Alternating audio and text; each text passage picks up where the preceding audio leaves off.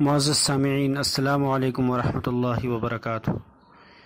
چونکہ آج محرم الحرام کا پہلا دن ہے اور حضرت سیدنا عمر رضی اللہ تعالی عنہ جو کہ نبی کریم صلی اللہ علیہ وآلہ وسلم کے تیسرے خلیفہ ہیں اور داماد علی رضی اللہ تعالیٰ عنہ ہیں، تو ان کے حوالے سے انشاءاللہ آج ہم بات کریں گے۔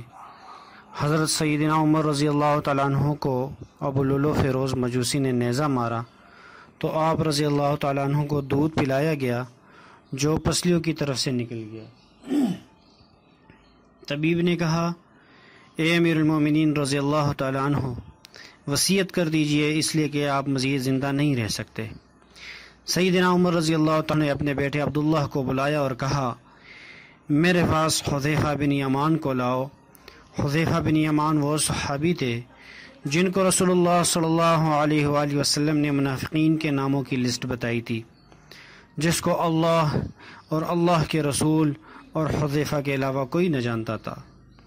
حذیفہ رضی اللہ تعالیٰ عنہ حاضر ہوئے تو امیر المومنین سیدنا عمر فاروق رضی اللہ تعالیٰ عنہ گویا ہوئے جبکہ خون آپ کی پسلیوں سے رس رہا تھا۔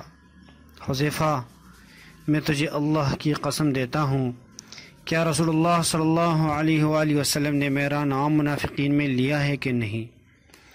حذیفہ رضی اللہ تعالیٰ عنہ روتے ہوئے کہنے لگے، اے امیر المومنین رضی اللہ تعالیٰ عنہ، یہ میرے پاس رسول اللہ صلی اللہ علیہ وآلہ وسلم کا راز ہے، میں اس کو مرتے دم تک کسی کو نہیں بتا سکتا۔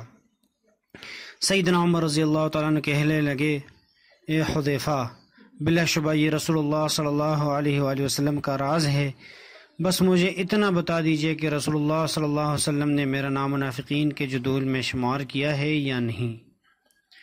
حذیفہ رضی اللہ تعالیٰ عنہ کی ہچکی بند گئی، روتے ہوئے کہنے لگے، اے عمر، میں صرف آپ کو یہ بتا رہا ہوں، اگر آپ کے علاوہ کوئی اور ہوتا تو میں کبھی بھی اپنی زبان نہ کھولتا، وہ بھی صرف اتنا بتاؤں گا کہ رسول اللہ صلی اللہ علیہ وآلہ وسلم نے آپ کا نام منافقین کے لسٹ میں شمار نہیں فرمایا۔ سیدنا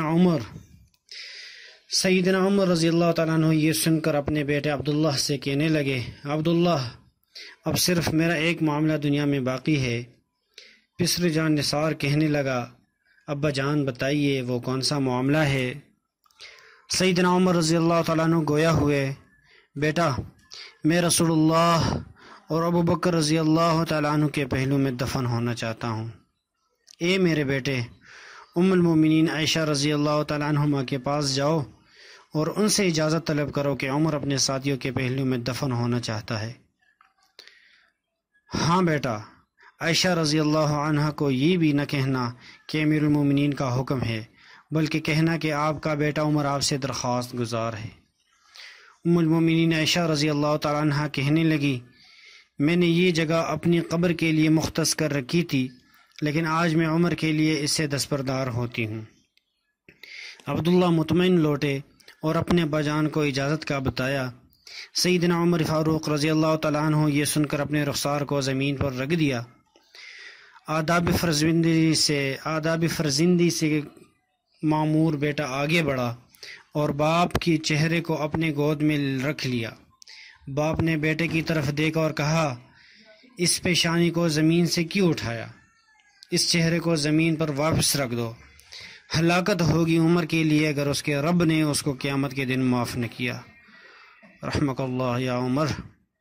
سیدنا عمر رضی اللہ تعالی عنہ کے بیٹے عبداللہ کو یہ وصیت کر کے اس دار فانی سے کوچ کر گئے، جب میرے جنازے کو اٹھایا جائے اور مسجد نبی میں میرا جنازہ پڑھا جائے تو حذیفہ پر نظر رکھنا، کیونکہ اس نے وعدہ توڑنے میں تو شاید میرا حیا کیا ہو، لیکن دھیان رکھنا وہ میرا جنازہ بھی پڑھتا ہے یا نہیں۔ اگر تو حذیفہ میرا جنازہ پڑھے تو میری میت کو رسول اللہ صلی اللہ علیہ وسلم کے گھر کی طرف لے کر جانا، اور اگر دروازے پر کھڑے ہو کر کہنا، یا ام المومنین، اے مومنوں کی ماں، آپ کے بیٹے عمر کا جسد خاکی آیا ہے۔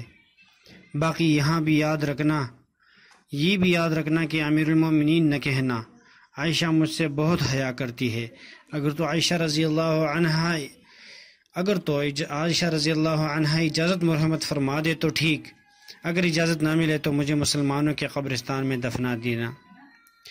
عبداللہ بن عمر رضی اللہ تعالیٰ عنہ کہتے ہیں ابا جان کا جنازہ اٹھایا گیا تو میری نظریں حذیفہ پر تھیں۔ حذیفہ آئے اور انہوں نے ابا جان کا جنازہ پڑھا۔ میں یہ دیکھ کر مطمئن ہو گیا اور ابا جان کی میت کو عائشہ رضی اللہ تعالی عنہا کے گھر کی طرف لے کر چلے جہاں ابا جان کے دونوں ساتھی آرام فرماتے۔ دروازے پر کھڑے ہو کر میں نے کہا یا منا ولدک عمر فی الباب هل تعیذن لہ، اماں جان آپ کا بیٹا عمر دروازے پر کھڑا ہے، کیا آپ اس کو دفن کی اجازت دیتی ہیں؟ اماں عائشہ رضی اللہ عنہا نے کہا مرحبا، امیر المومنین کو اپنے ساتھیوں کے ساتھ دفن ہونے پر مبارک ہو، رضی اللہ عنہم ورضوا عنہ، اللہ راضی ہو عمر سے جنہوں نے زمین کو عدل کے ساتھ بھر دیا، پھر بھی اللہ سے اتنا زیادہ ڈرنے والے، اس کے باوجود کہ رسول اللہ صلی اللہ علیہ وآلہ وسلم نے عمر کو جنت کی خوشخبری دی۔